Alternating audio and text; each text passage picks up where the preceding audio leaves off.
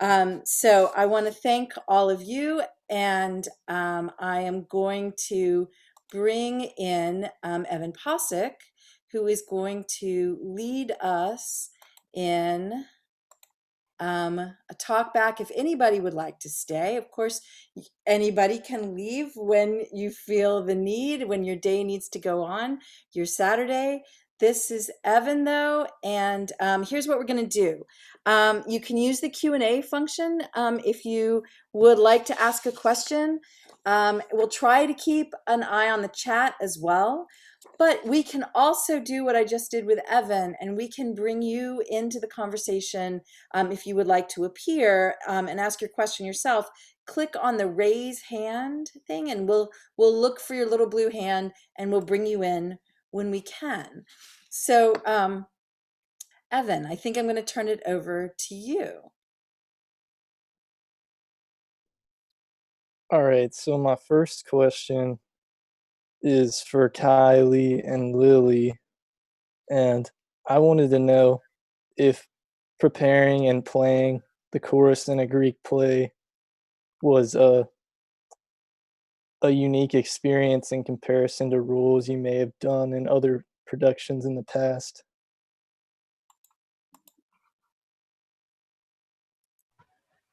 Good question.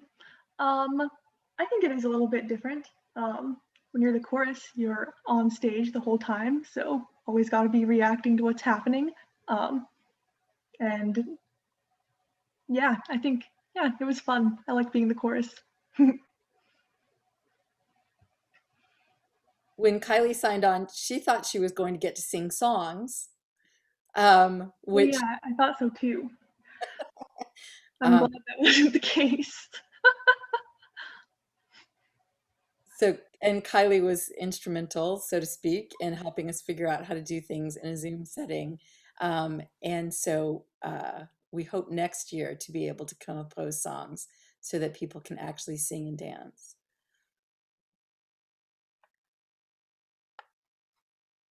So I see a question, and then I see two people with their hands up. So so Marianne Vernelson, sorry, Evan, I would be reading this to you, except I guess it's for me. Marianne Vernelson asks, what inspired my choice of play at this time? Well, actually, this was the last assignment 2 years ago in my Greek drama class. And Kaya Clark, a student in that class, the last assignment is to pitch the next play. And Kaya Clark pitched this play because and it was interesting because we hadn't actually assigned it. I had not assigned it in the class. And so she thought it had interesting things with the doubling, as you saw. And she thought that there was a lot to dig into as an actor, and that it would be interesting to figure out some of the things to do with it theatrically, not of course imagining that we would be doing it on Zoom or in the situation that 2020 has become. So, but really I was convinced by a student, Kaya Clark. So I do see that two people want to ask questions in person, but I'm going to let Evan take over again with the questions that are in the Q&A, and then we'll bring in other guests.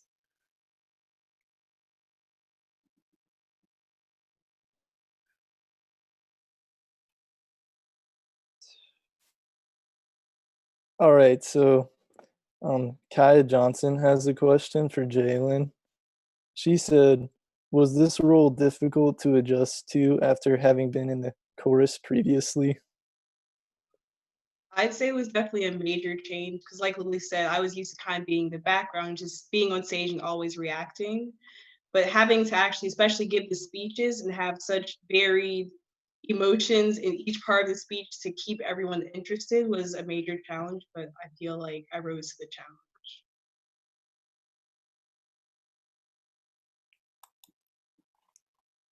Thank you, Jalen. Thank you, Kaya. Good to see you.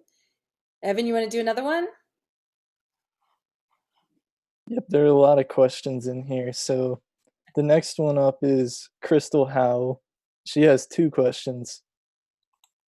For those who played multiple roles, how do you prepare the different characters for the same show? For all, what themes do you think resonate for contemporary audiences in Heracles and DEIANEIRA? Caitlin, you want to answer the multiple roles? Sure. With the multiple roles, I mean, for me especially, it's really what Dr. Cohen and I did. We both took a really deep dive into what each character is saying, and we're really trying to. It's important to understand what the character's main goal is, what their objective is, and so that's kind of what we had to discover, and that's how we are able to conquer multiple characters. I guess. I mean, at least for me. Sabina, do you have any insight that you'd like to give?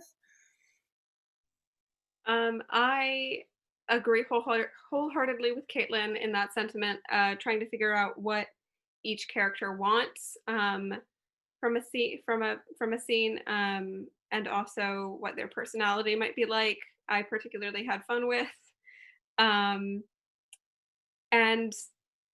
just yeah, you what I find interesting is that you learn these characters as you go, and there's something in you that connects to them no matter who they are. Drawing on that. Thank you. Does anybody want to answer the what you think resonates about this play right now, or contemporary audiences? You don't necessarily have to make it right this second.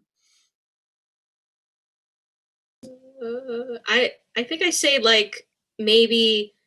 I think one of the themes that at least what I got from my 2 characters is like you really have to think things through, because you could even be doing something with good intentions, but it just comes out wrong. So really think about your actions. That's kind of what I related to me. Kind of cheesy, but Having played Lycus, I would have to say the whole fake news aspect is definitely a major thing that connects, and just it was just so weird playing that and being that person, being on the other side of that whole phenomenon. So, yeah. Check your sources, everybody. Okay, I see several congratulations, which I will share with you all, of course. There's a question for anybody. What is it like to work virtual? Were there additional issues raised that came with being apart and online?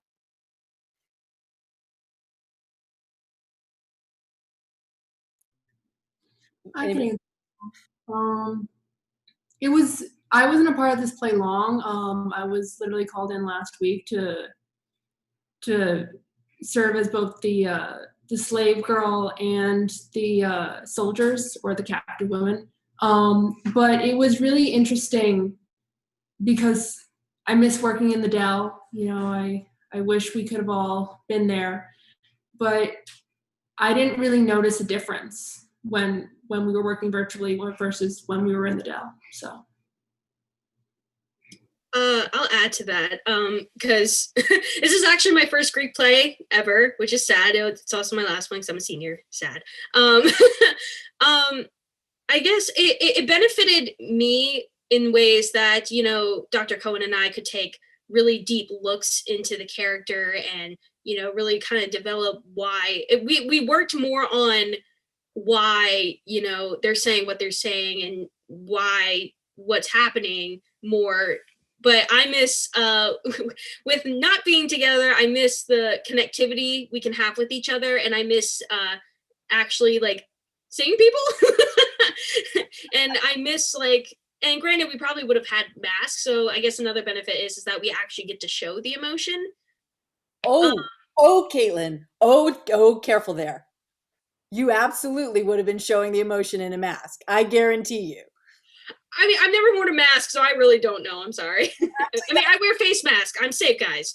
Actually, that leads to a different question we had here. I'm looking for it. So Where'd it go? Where'd it go? Somebody actually asked questions about those of you who have worn masks before. I'll find it, but those of you who have been in a Greek play before, can you talk about the difference? And not so we have several of you in on screen right now, including Lily and Jalen and Sabina, Gabby under very special circumstances. But Lily and Sabina, do you guys want to say anything about that? Well, I would definitely say there's a big difference between mask and no mask. I mean, on Zoom, like kind of like Caitlin said, like all the acting is just in your face mostly. With the mask and out in the Dell, you have to act a lot more physically to get your point across. So that's a big difference I noticed. Sabina, do you have any?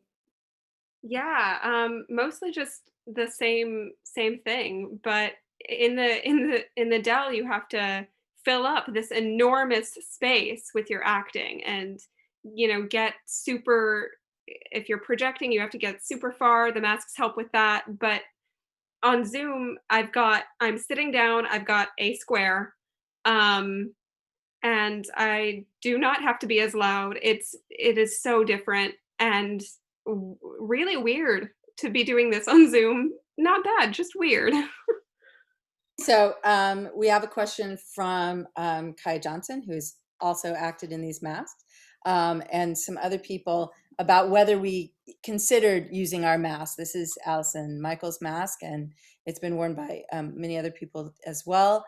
And we decided that the effects that you can get from this, which are so marvelous in the Dell and in a big space, really wouldn't have the same effect in this very close-up electronic, small, intimate. I think the Greek theater is intimate, but this is intimate in an entirely different way. And so we decided pretty early on that this was not going to work.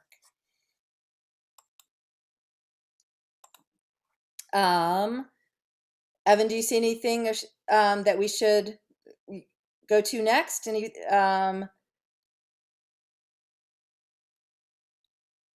There's more congratulations, and we talked a little bit about the difficulties of working online. Anybody want to speak to some of the benefits of it?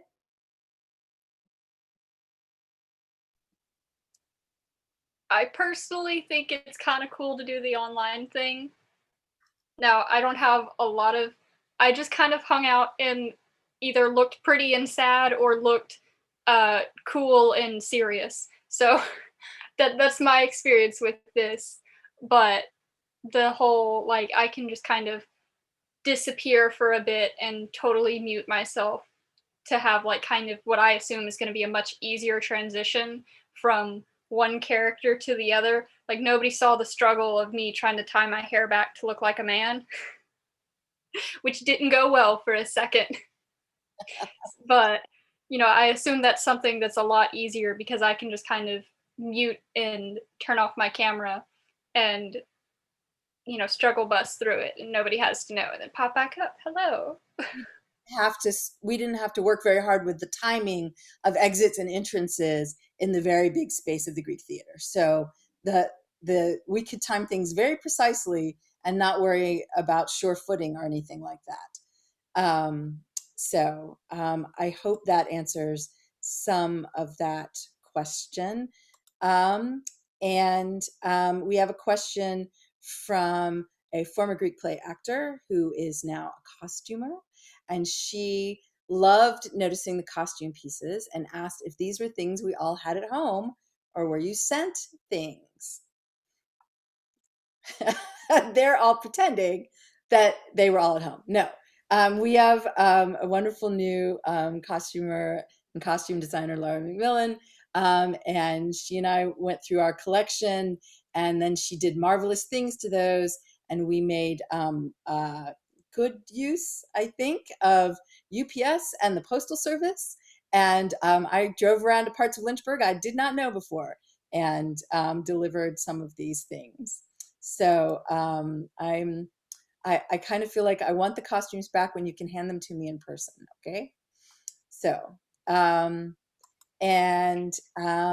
going to bring in, oh, and Daisy also asked, because she is a woman of the theater, did we have a stage manager? And yes, I want to say out loud, congratulate Isabel Stevens for being our digital stage manager. And I could not have done this without her. She was calm and prepared and anticipated everything in the ways that stage managers do. So thank you for that question, Daisy. And now I'm going to bring on my friend, Chris Ann Matteo, and she has a question she would like to ask with all of us. Amy. Hi. Hi, Professor Cohen and I have been friends for many years. It's really great to see this. I am so excited for you guys. I'm going to ask kind of a more, I did have the same question about the multiple roles that another viewer had, but my second question to you is maybe a little bit, and it's for anybody to answer, a little bit more academic. I was very moved by the scene of the description of DEIANEIRA's death. Right. So there's some interesting features of it. For example, I was like kind of all hot with suspense, even though I've read this play, when she takes off her brooch. I'm thinking, whoa, whoa, whoa, Oedipus, no, no, no, right? But the fact that she dies by the double-edged sword in the manner of a hero is really unusual in Greek tragedy, because a woman usually dies by hanging and she usually murders by poisoning. So I was wondering if you had any comments on that or reflections on that really unique death of DEIANEIRA. I want Sabina to answer, since she got to do that messenger speech, that nurse/messenger speech. Yeah, that was very, very good. I mean, I thought it was really poignant, your presentation. Thank you. I And really Hillis too, enjoyed yeah. the question because I think it's something that like this show is kind of about. I hesitate to say that, but this show is kind of it's the doubling even of Heracles and DEIANEIRA. Mm-hmm. It kind of, in a way, turns DEIANEIRA into a hero. She dies by the sword. She, and then she becomes Heracles. And I think it's absolutely, I love that passage. I think it's breathtaking. I'm very happy to have been able to perform it.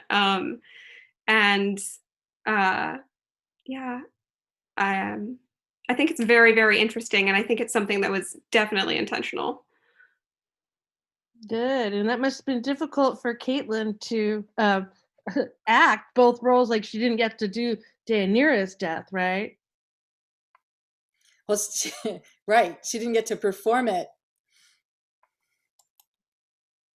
And also just the connection with Hillis was really great. So I want to thank you all and congratulate you all for a fantastic job. I mean, you really gave an evocative performance. I'm proud of you. Thank you, Chris Ann. I'm going to bring in Krishni Burns, Professor Burns. Right, Krishni.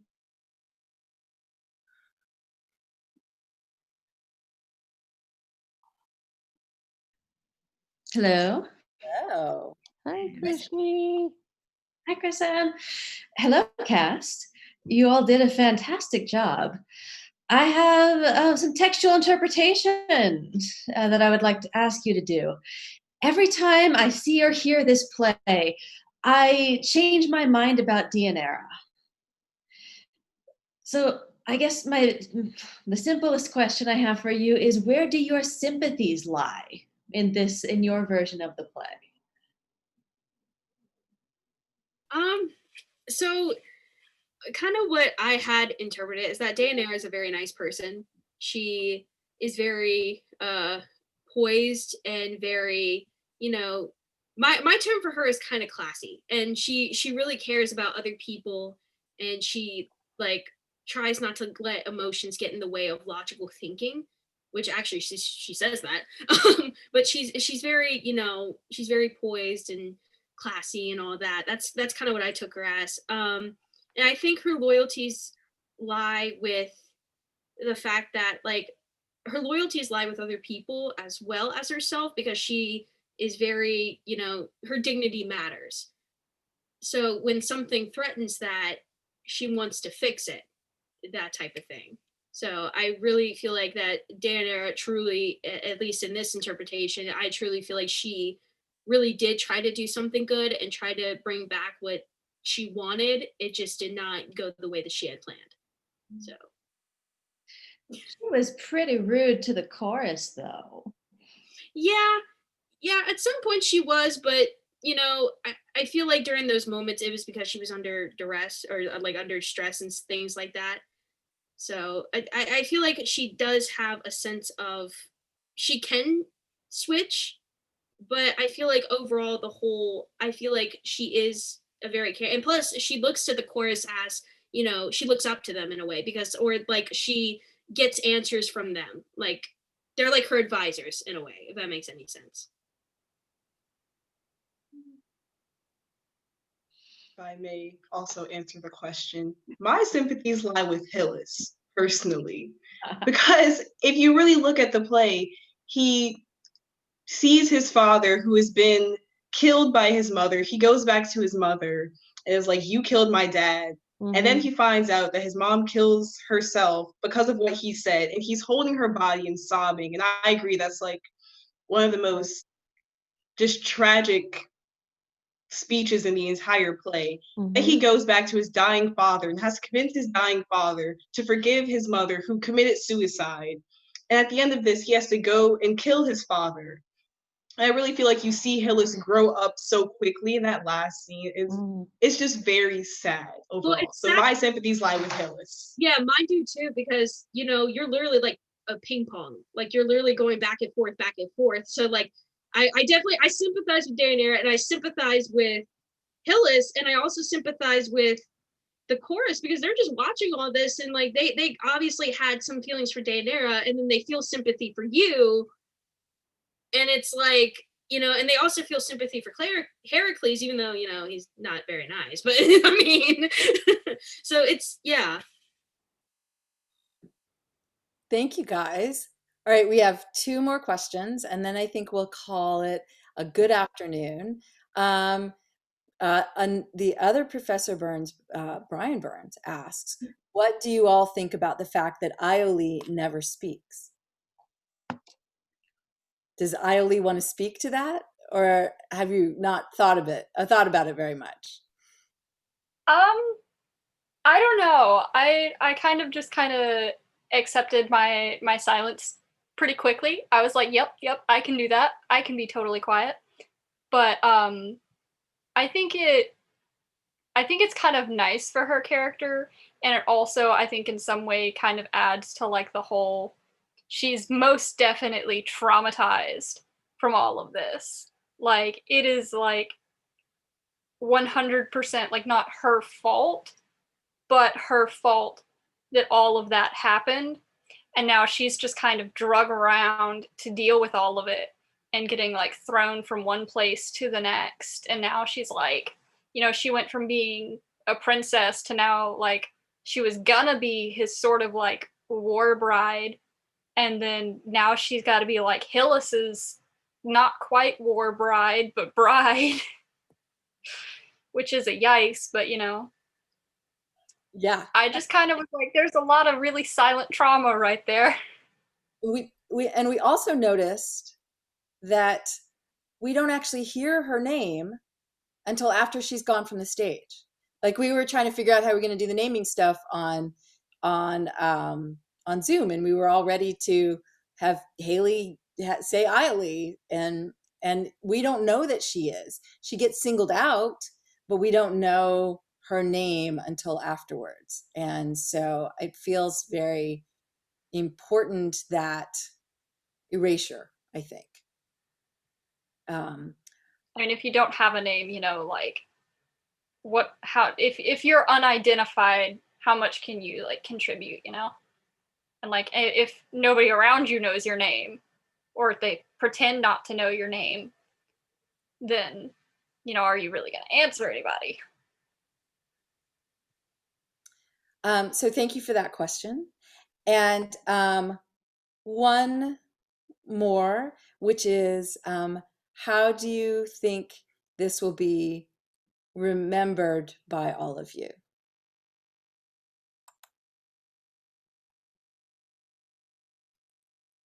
Sabina. I'm just going to go in the order that I see you guys.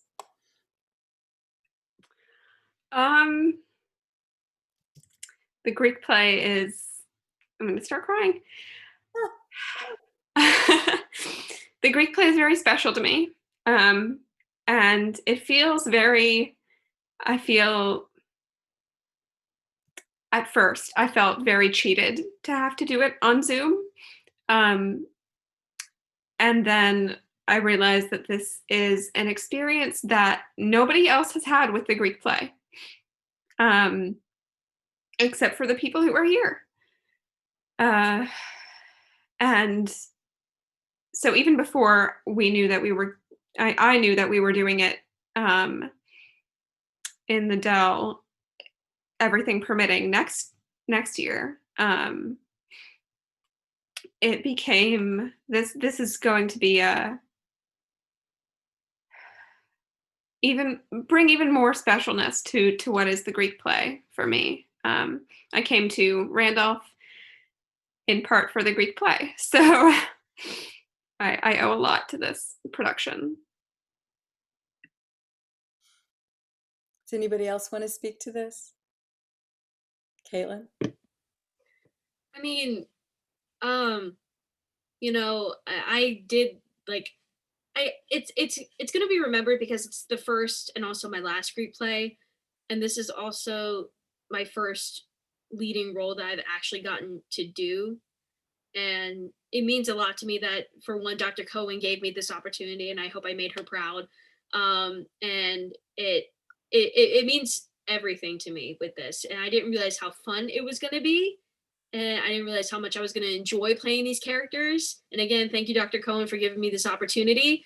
And I'm sad this is the last one, but hopefully I'll get to work with you again after I graduate. But yeah, I'll remember it because I'm working with great people. I have a great director, and I have really great roles. So I can't complain. That's how I'm going to remember it. You guys have made a difficult time much better. And I hope that you will join, no matter what happens next year, I hope that you will join your sisters and brothers, many of whom attended today from the last 20 years. Thank you for being part of this growing family. So thank you, attendees, for coming too. And we'll see you in the Dell next year. We're just going to make it happen. Okay. So thank you, everybody. We're going to close the webinar now, and tell anybody who missed it that we're pretty sure we've got a recording, and I'll make it available as soon as possible, probably tonight. So thank you, everybody, and goodbye.